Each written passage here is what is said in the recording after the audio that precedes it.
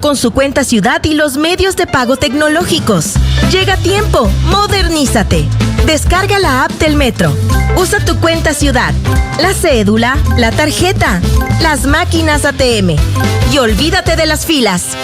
Autorización número 035. CNE, Elecciones Generales 2025. Fin de espacio promocional y publicitario.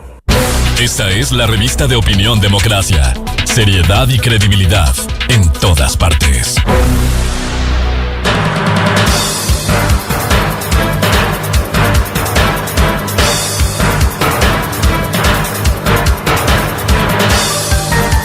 Ocho con 5 minutos en el territorio continental ecuatoriano, buscando la verdad y abogando por la unidad nacional en pro de la paz y la seguridad en Ecuador. Queremos dar la bienvenida al señor ministro de Energía y Minas, el magíster Antonio Goncalves. Lo hemos invitado para pasar revista de la situación energética y específicamente eléctrica que vive el Ecuador. Hay apagones programados. Por cierto, esto corresponde cuando hay quejas de los horarios de las distribuidoras, por cierto, con coordinación con el Estado ecuatoriano.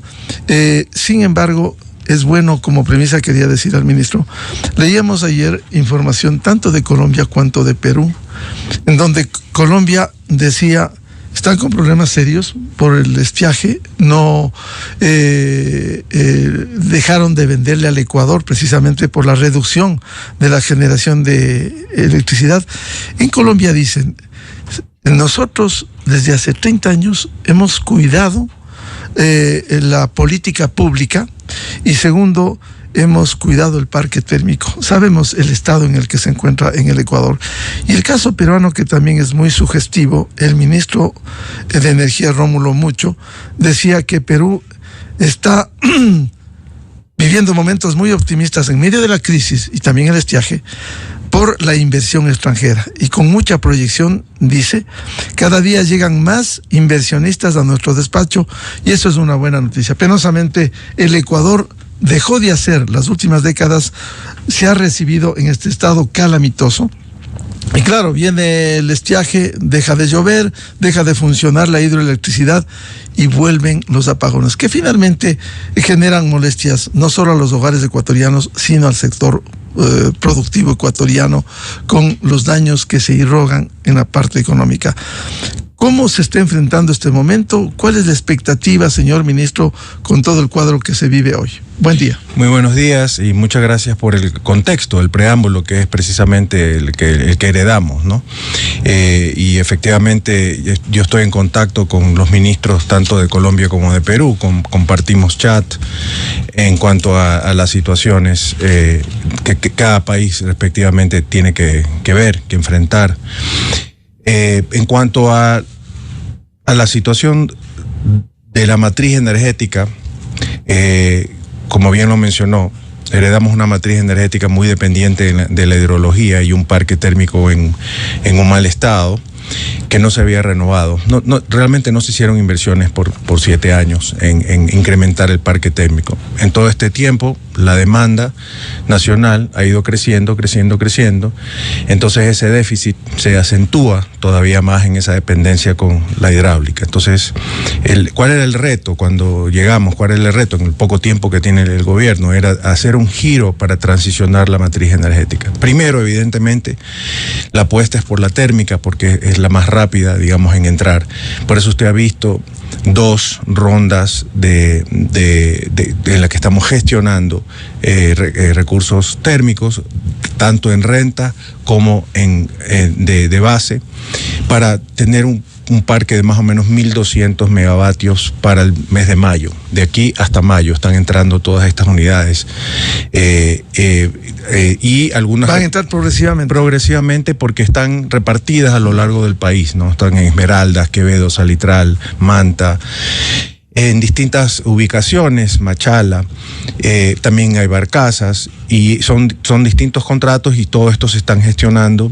En sus fechas de entrada están planificadas más o menos hasta el mes de mayo. En eso ya contaremos con unos 1.200 megavatios nuevos adicionales al parque térmico recuperado que tenemos en funcionamiento, lo cual nos permite ya enfrentar un siguiente estiaje. El problema es ahora, el problema es este estiaje hasta que todas esas unidades estén llegando, cómo enfrentamos o cómo manejamos el estiaje de ahora hasta que todas estas unidades se incorporen. Más aún con la salida de Colombia como uno de los ofertantes, eso tiene un impacto porque a Colombia le comprábamos entre 400 y 200 megavatios, ahora ellos nos dejaron de vender a partir de esta semana. Entonces la entrada, por ejemplo, de la barcaza y de una estación de 96 megavatios en Quevedo lo que hacen es cubrir ese hueco que nos quedó, pero seguimos de todas maneras en un proceso que la estrategia es conservar el embalse de Mazar, que es el que nos permite tener un control sobre el sistema energético en el Ecuador, es el que nos permite poder decirle cuáles son los horarios de corte y poder manejar eso de una manera controlada. Si perdemos Mazar, el problema es que no tendríamos control de las horas, sino que realmente dependeríamos de, si llueve mucho no hay cortes, si no llueve hay cortes de 12 horas y cosas así. Entonces queremos evitar ese escenario a toda costa y lo que se trabaja justamente son estas programaciones. Estamos constantemente viendo cuál es la situación hidrológica, tomando decisiones de las nuevas unidades que están entrando y hemos hecho varias cosas diferentes. Una de ellas es que hemos cambiado una regulación para tener una mayor participación del sector privado.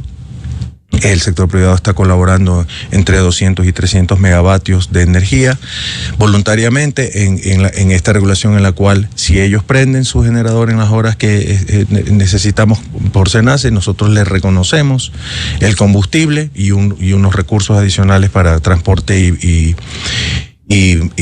almacenamiento. Entonces de esa manera es ese incentivo que nos apoyen. Entonces eso también ayuda a reducir la demanda.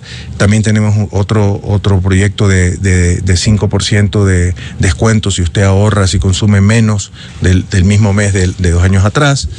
Varias estrategias que hemos implementado, que poco a poco todas las estrategias van ayudando. Aquí es importante, queremos lanzar más fuerte una campaña de ahorro energético en los hogares. Se acerca el invierno, como usted sabe, y va a aumentar la demanda de energía, especialmente en la costa. El tema de la temperatura de los aires acondicionados y la utilización de los aires acondicionados puede ayudar muchísimo. Solamente bajar 3 grados al aire acondicionado o apagarlo cuando no se necesita implica un ahorro significativo. Ahora eso, energía, ¿no? Señor ministro, hay que emprender una gran campaña de concienciación para el ahorro energético. ¿Cuándo empiezan y en qué condiciones? Sí, nosotros estamos ya en proceso de planificación, tenemos un apoyo del Banco Mundial, entonces queremos ya dejar lista la estrategia. No tengo ahorita la fecha porque estamos en esa discusión. En el interín tenemos una pequeña que no ha tenido el alcance que yo hubiera querido tener a nivel nacional. Señor ministro, usted nos ha descrito acciones que hay que cumplir, se están cumpliendo de inmediato y las otras del plazo inmediato, como es la incorporación, por ejemplo, del parque térmico, las barcazas. ¿Cuál es la realidad de este momento? ¿Cómo está en el monitoreo permanente que hace usted de las centrales hidroeléctricas, del caso de Mazar, el caso de Paute, el caso de Coca-Cola Sinclair? ¿En qué estado se encuentra? En este momento Coca-Cola está operativa. Es más, aprovecho para explicar un poquito un tema que en cada entrevista trato de compartir con la ciudadanía, ¿no? Y es el tema de los horarios y que la queja de que a veces no se cumple o sí se cumple. Una semana antes de establecer los horarios de corte, usamos toda la información disponible en los embalses, en las termos, para definir por distribuidora las horas de corte. Pero una vez empieza la semana, hay dos cosas que pueden hacer variar ese horario. Una es la disponibilidad de energía renovable que no se puede planificar, en el sentido de que si llueve mucho en Coca-Cola y tengo un caudal muy fuerte, pues yo tengo mucha energía de agua que no la voy a desperdiciar, porque es de pasada. Coca-Cola no tiene un embalse grande. Entonces, esa agua, si yo, por cumplirte un horario, yo voy a tener una energía que no la voy a... O sea, se va a perder, voy a perder el agua si no te la doy a ti como usuario. Entonces, lo que ocurre es que los cortes en vez de ser de 4 horas pueden ser de 2 horas, porque tenemos esa disponibilidad de energía renovable. Y el otro caso que no ha ocurrido, que podría pasar, es más bien de que hay una lluvia demasiado grande, mucho sedimento, por ejemplo en Coca-Cola, y tendríamos que cerrar la planta para evitar que haya daños a los equipos, a la infraestructura. Pero esas son las dos razones. Hay que limpiar los sedimentos. Claro, si hay mucha lluvia y viene mucho sedimento, podría ocurrir un momento en el cual, por operar la hidráulica, tenemos que parar esa entrada para dejar eso limpio, ¿no? Y entonces deja de operar, deja de entregar esa energía. No ha ocurrido, no ha pasado por el momento, pero la última semana y esta semana Coca-Cola ha estado activo, ha estado produciendo más de lo planificado por las lluvias que hemos tenido. Entonces, los cortes no han sido exactamente iguales a lo que se planificó la semana anterior. Señor ministro, ¿cuánto está produciendo Coca-Cola Sinclair? Porque este momento hay problemas por la emergencia, pero cuando se inauguró, recuerdo hace aproximadamente 10 años, se generó una falsa expectativa de que llegaría a los 1.500 megavatios hora. Que no ha llegado. ¿Cuánto en el mejor de los términos ha llegado a generar? Bueno, ha variado, o sea, vamos, históricamente pues ha tenido momentos de 1.200, ha tenido momentos de 800, ahorita está como 800, 900, depende de la situación hidrológica, depende del momento. Lo que ha tenido, hay que decirlo, son más paras por temas de mantenimiento, entonces no es que la disponibilidad ha sido constante, ¿no?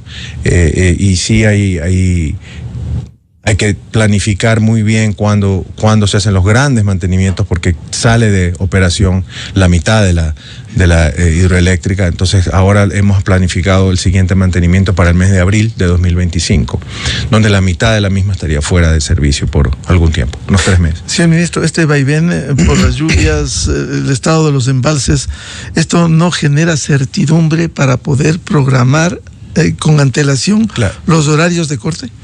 O sea, de nuevo, cuando se planifica el horario de corte, se planifica con toda la información que tenemos hasta ese día miércoles. Se planifica para la siguiente semana, de lunes a viernes. ¿Qué ocurre si la siguiente semana tenemos esta gran lluvia, digamos, en Coca-Cola, y hay una energía disponible de paso? Vamos a reducir los cortes, naturalmente, porque no vamos a perder esa agua sin producir esa energía. Eso es lo que pasa en ese sentido. Ahora, para el mediano plazo y el largo plazo, necesitamos salir de esa dependencia de la energía hidráulica. Ese es el camino, ese es el cambio que está dando el gobierno del presidente Noboa, apostando por energía renovable no convencional. Ya estamos a punto de firmar unos contratos para una operación de 200 megavatios solar, luego otra operación de 100 megavatios de viento, adicionalmente con privados también tenemos otra de 100 megavatios. Entonces hay energía eólica, hay energía solar, incluso estamos gestionando una inversión grande para la primera planta geotérmica del Ecuador en el año que viene. En mayo sería la aprobación del financiamiento. Todo esto lo que apunta, más el aumento obviamente de la base térmica, apunta a un cambio en la composición de la matriz energética, justamente para depender menos de la parte relacionada con el agua. Ahora, los proyectos nuevos hidráulicos, como Toachi Pilatón, que estuve ayer, Santiago, Cardenillo, que están en proceso y que esperemos poder moverlos lo más rápidamente posible, son buenos proyectos hidroeléctricos porque están en la vertiente occidental de los Andes. Entonces son anticíclicos, no se combinan con las hidroeléctricas que tenemos hacia la vertiente oriental, ayudándonos muchísimo a balancear la matriz. Todo eso ya lo hemos mapeado y estamos apuntando a continuar con esas opciones. Toachi Pilatón, por ejemplo. ¿Cuándo empezará Toachi Pilatón? Llevamos 10 años. Bueno, le tengo buenas noticias. A ver. Este gobierno destrabó eso. Destrabó la negociación con Tiashmash, que es el constructor. Llegamos a un acuerdo con ellos, aceleramos el plazo de entrega y la primera turbina va a estar en operación, la primera turbina de 68 megavatios va a estar en operación en diciembre, la segunda en enero y la tercera en febrero, dando 204 Hay el compromiso del constructor. El compromiso del constructor y el compromiso de nosotros, porque ahí está todo el Estado ecuatoriano, el Cuerpo de Ingenieros, SELEC, estamos todos ahí trabajando 24/7 para que esto esté funcionando full para febrero. Cuando funcione 100% en febrero, ¿cuántos megavatios va a producir? 204 de la parte nueva y 50 del primero de Pilatón, digamos. O sea, Yuriquín es 204. O sea, 254 en total estaría a plenitud en febrero. Es correcto. Señor ministro, usted ha tocado un tema de fondo que nosotros acostumbramos a hablar para no solo la coyuntura, los cortes de luz. ¿Cuándo el país podrá contar, esto va a llevar su tiempo, una matriz energética equilibrada? A ver, hasta que todos estos proyectos entren para poder realmente hacer un cambio grande, para que la proporción, digamos, que no dependa tanto de hidrología, sea grande, más o menos unos 4 años. No lo vamos a ver antes. Lo que vamos a ver, sí, no lo vamos a ver antes. Lo que vamos a ver antes es que el porcentaje de generación térmico va a ir creciendo, va a ir a duplicarse ese porcentaje de aquí a mayo. Eso sí vamos a ver un crecimiento, porque son en total unos 1.200 megavatios que no teníamos y que este gobierno ha gestionado. En 10 meses. O sea, yo siempre recalco ese punto, porque es 5 veces más que los 7 años anteriores. Claro. Eso es impresionante. Señor ministro, para no seguir dependiendo alrededor del 70% solo de la generación hidroeléctrica. Es correcto. Por eso tenemos que abrir eso. Pero también es importante la participación del sector privado. El Estado no tiene los recursos para todas estas grandes inversiones que estaban planificadas, entonces necesita esa participación mucho más activa. Tenemos una ley que usted sabe está en proceso de revisión para aumentar a 100 megavatios la participación de privados con energía renovable no convencional, y nosotros creemos que esto va a ayudar a apoyar a esa transición y a esa resiliencia energética. Adicionalmente, hay otro punto que sí me gustaría mencionar para los ecuatorianos, y es que el gobierno licitó una línea de interconexión eléctrica con el Perú. Esta línea es importantísima porque no solamente que ya conecta Colombia, Ecuador y Perú en un mercado que más adelante entrará Bolivia y Chile, sino que nos da una resiliencia natural. ¿Por qué? Porque Perú, su matriz es más que nada de gas, depende de gas, usan mucho la energía basada con gas, entonces ellos pueden vender fácilmente esa energía a Colombia o Ecuador, y viceversa. Nosotros le podemos ver tal vez cuando ellos necesitan energía hidráulica que nos sobre a nosotros. Entonces es importantísimo tener esa relación, esa resiliencia a nivel de mercado. La línea estará lista en el 2027 y con eso ya estaremos en el CANREL, digamos, mucho más fortalecido, ¿no? Señor ministro, hablamos de la necesidad, usted ha dicho, en 4 años contar con estas bases para que no haya estos sobresaltos. El caso de la infraestructura, que de alguna manera una parte ha estado casi en colapso, de las centrales hidroeléctricas en muchos obsoletas, redes de transmisión que tienen su deterioro. ¿Cómo ir enfrentando el tema de la infraestructura? Con lo que es el complejo Agoyán, ya tenemos un contrato para empezar lo que son reparaciones y mantenimiento. Paute también, que debería estar empezando a fin de año. O sea, sí estamos tomando en cuenta algunas de las infraestructuras que están ya en mucha necesidad de tener mantenimiento. Entonces, el programa continúa. La parte de interconexión y la parte de transmisión, hemos estado trabajando justamente durante estos tiempos que hicimos cortes. No sé si ustedes pudieron observar los trabajos que hicieron en CENEL y en otras distribuidoras, donde ya lentamente estamos tratando de mejorar la resiliencia de lo que es nuestras líneas de transmisión en el sistema interconectado nacional. Señor ministro, como ha ido creciendo año a año la demanda de generación eléctrica, si está radicada en la Asamblea un proyecto urgente en materia económica, hay preguntas que saltan los que no somos técnicos, señor ministro. Primero fue la posibilidad de generar 10 megavatios desde el sector privado. Luego se plantea 100. ¿Por qué digo no 500 o no 1000? ¿Por qué esa limitación? Si fuera por mí no debería haber limitación. Es político. Es más un tema político, sí. Pero digo, ¿no habría necesidad de ponerle un techo mayor? A ver, de todas maneras 100 megavatios es una buena, Sí.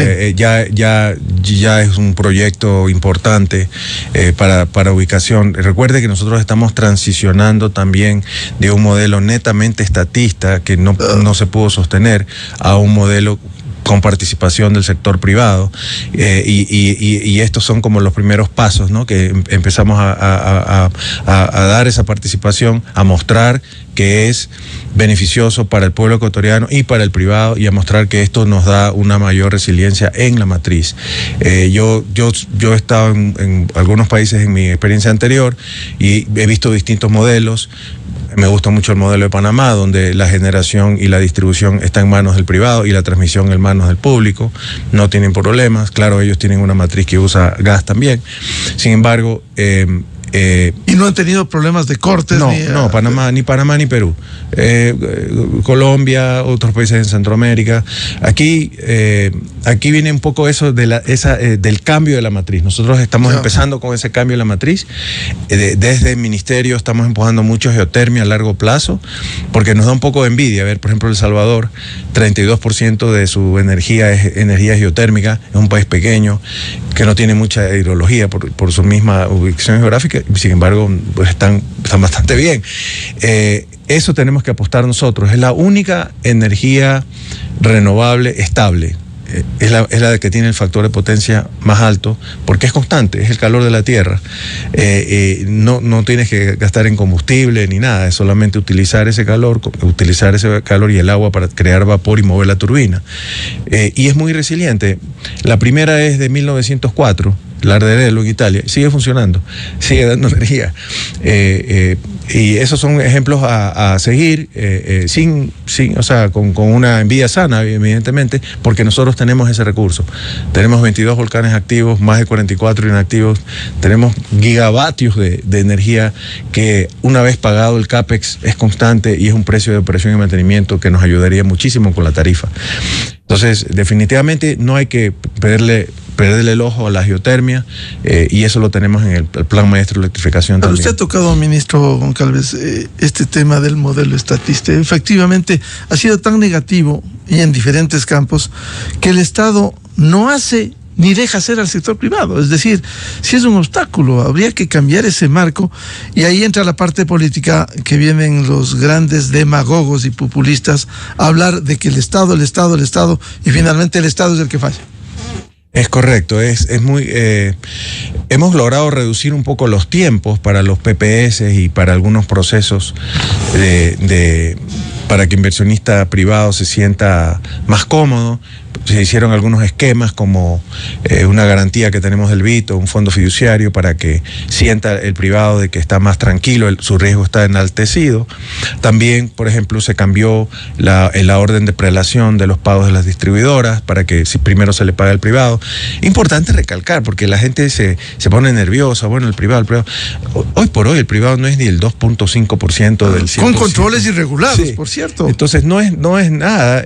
Sí hay que invitarlos, tiene que crecer esa parte, porque no hay recursos para que el Estado cubra todo. El modelo no funcionó. Se intentó, no funcionó. Tenemos que transicionar a una parcería con el sector privado para poder tener más generación a mejores precios, con mayor certeza, y salir más rápido de esta situación que es tan incómoda. Es tan incómodo los cortes, créanmelo. A mí personalmente me molesta tener que hacerlo, pero heredamos realmente un desastre. Y lentamente estamos saliendo, pero es un trabajo largo. Vamos a concluir, sabemos sus actividades, señor ministro. Quizás hubo un anuncio de que cambiarán los cortes del 4 al 20 de octubre. Sí, es correcto. Ha habido una pequeña mejora en la hidrología en Mazar, una pequeña mejora, y nosotros vamos a cambiar la planificación. Hemos mejorado esa planificación para que durante las horas de trabajo el ciudadano pueda tener esa certeza, pueda estar en sus trabajos, en sus tiendas, generando, digamos, economía. Y son menores de 6 a 10 en las tardes, pero con bloques de 2 horas, y luego de 12 de la noche a 8 de la mañana en bloques de 4 horas. Eso te permite tener una certeza de 8 a 6 de la tarde para poder hacer actividades. Igualmente estamos monitoreando día a día cómo está cambiando la hidrología, y luego tomaremos otras decisiones, siempre manteniendo la seguridad a la ciudadanía y más que nada la predictibilidad del Sistema Nacional Integrado.